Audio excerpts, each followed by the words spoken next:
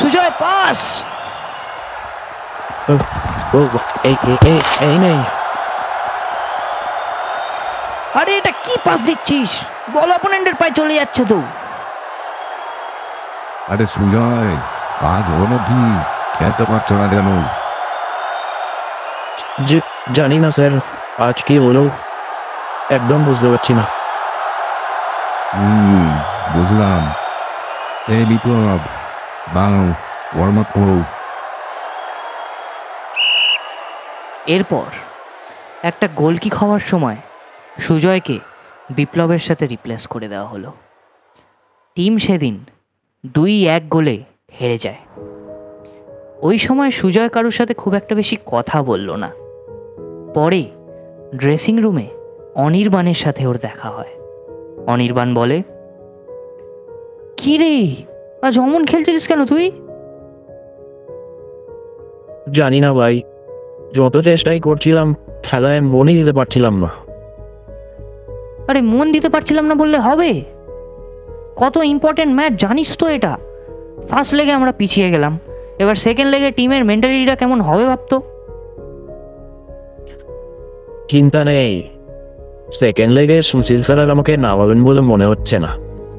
তুই ভালো করে খেলিস ভাই, ইন্ডিয়ানও জেতে। আরে কেন নামাবেন না?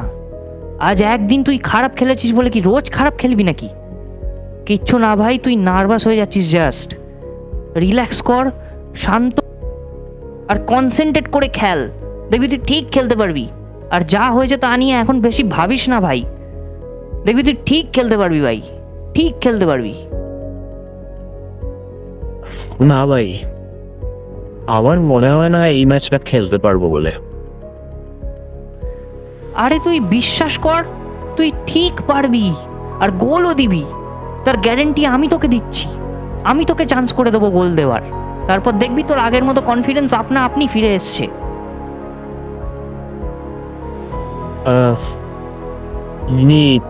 ঠিক আছে, দেখছি আমি। এই বলে সুজয় বাড়ির দিকে হাঁটা দিল। অনির্বাণ বুঝে গেল যে ওর মোটিভেশন খুব একটা বেশি কাজ করেনি।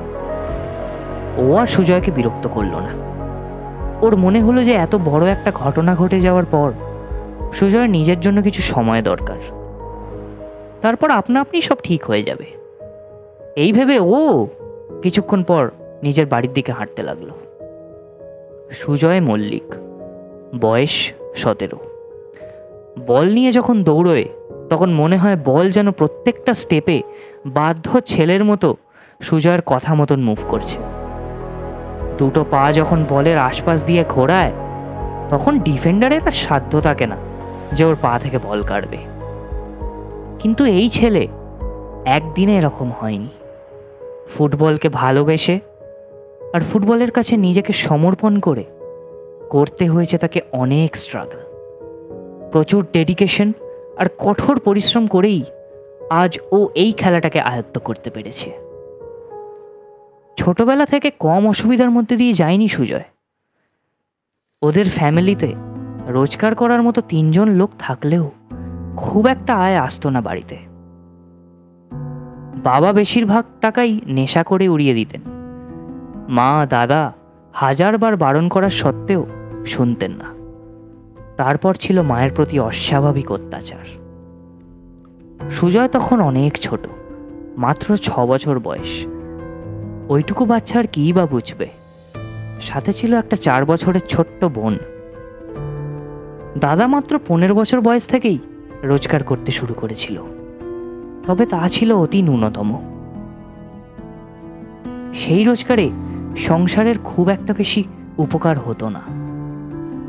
বাবার ওই হাল দেখে মা রোজ কাঁদতেন।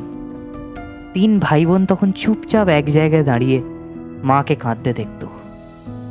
হ্যাঁ, মাঝে মাঝে তারা মাকে গিয়ে জড়িয়েও ধরত, তাতে মায়ের কিছুটা হলেও দুঃখ কমত। 2-3 বছর পর অবশ্য বাবার এই আচরণ ধীরে ধীরে কমতে থাকে। প্রথমত উনি দুর্বল হয়ে পড়ছিলেন, আর দ্বিতীয়ত দাদা বড় হচ্ছিল। দাদার উপস্থিতিতে উনি মায়ের ওপর হাত ওঠাতে সাহস পেতেন না। কিন্তু বাবার নেশা করাটা কোনোভাবেই বন্ধ করা যায়নি। পার্টির সাথে যুক্ত থাকায় ছোটখাটো ক্রাইম করার পরেও উনি পার পেয়ে যেতেন। 2-3 বার জেলেও গেছিলেন, কিন্তু পার্টির জোরে সেটা খুব একটা বেশি প্রভাব ফেলতে পারেনি। গ্রামে থাকাকালীন বাবার আচরণ আর তাদের দারিদ্র্যের কারণে গ্রামের সবাই সুজয়দের এড়িয়ে চলত। সুজয় যখন গ্রামের ছোট্ট একটা স্কুলে ভর্তি হলো, তখন প্রথম তার সেই স্কুলটা খুব ভালো লেগে গেছিল। পড়াশোনায় ফার্স্ট না হলেও 50% মতো মার্কস তার এসেই যেত। মা খুব কষ্টে লোকের বাড়ি বাড়ি ঘর মোছা, বাসন মাজা, রান্না করার কাজ করে সুজয়ের পড়ার ব্যবস্থা করে দিয়েছিলেন। দাদাও কিছু সাহায্য করেছিল। দাদা যখন সুজয়ের বয়সী ছিল, তখন মা তাকে দাদুর বাড়ি পাঠিয়ে দিয়েছিলেন। অর্থের দিক থেকে মাকে কোনো সাহায্য করতে না পারলেও দাদু আর দিদা দাদাকে বড় করার, তার খাওয়া দাওয়া, লেখাপড়ার দায়িত্ব নিয়েছিলেন। কিন্তু দাদার যখন মাত্র 13 বছর বয়স, তখনই দাদু সবাইকে ছেড়ে চলে যান অন্য অজানা এক দুনিয়াতে। 1 বছর পর দিদাও ওনার দেহত্যাগ করলেন। সেই সময়টা সুজয়রা বড় একা হয়ে পড়েছিল। মা অনেকটা ভেঙে পড়েছিলেন। বাবা তখন পরিষ্কার একটা কথা জানিয়ে দিয়েছিলেন যে বাড়িতে থাকতে দিচ্ছি, এটাই অনেক। এসব বাচ্চার দায়িত্ব আমি নিতে পারবো না। তারপর মা বাধ্য হয়ে লোকের বাড়ি গিয়ে কাজ করা শুরু করেন। 1 বছরের মধ্যে দাদাও একটা কাজ জোগাড় করে নেয়, তাই কোনো রকমে নিজের পড়াশোনাটা চালিয়ে যেতে পারছে ও। কিছুদিন পরেই ক্লাস 10 হবে, তারপর দাদা মাধ্যমিক দেবে, জীবনের প্রথম গুরুত্বপূর্ণ পরীক্ষা। সুজয়ের দিন যত যেতে থাকলো স্কুলে, ততই সুজয়ের স্কুলের প্রতি আগ্রহ কমতে থাকলো। কারণ তাকে কেউই খুব একটা বেশি পছন্দ করতো না।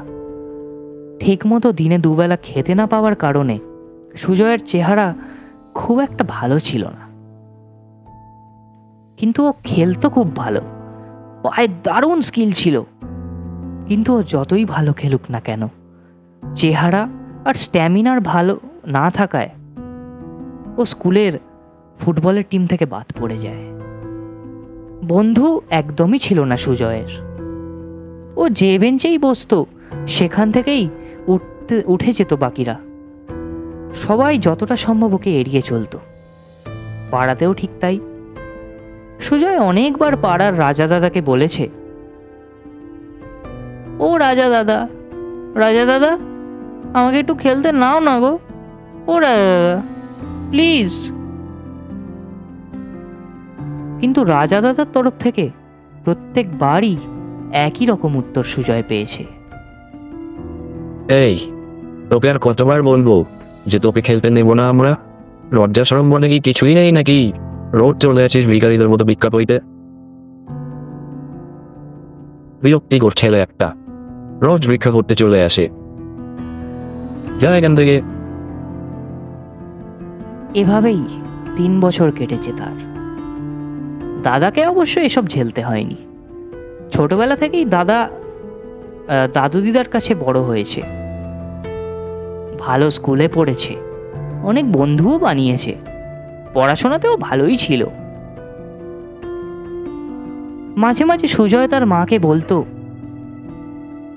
মা, দাদু দিদা কোথায় চলে গেল গো?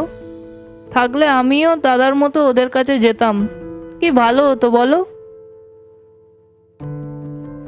এই শুনে মা তার চোখের জল মুছতে মুছতে বলতেন,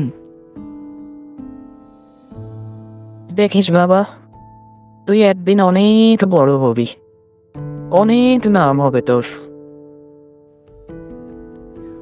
এভাবেই দিন কাটতে থাকে। সুজয় জানতো না যে ওর জীবনে কি নতুন মোড় আসতে চলেছে।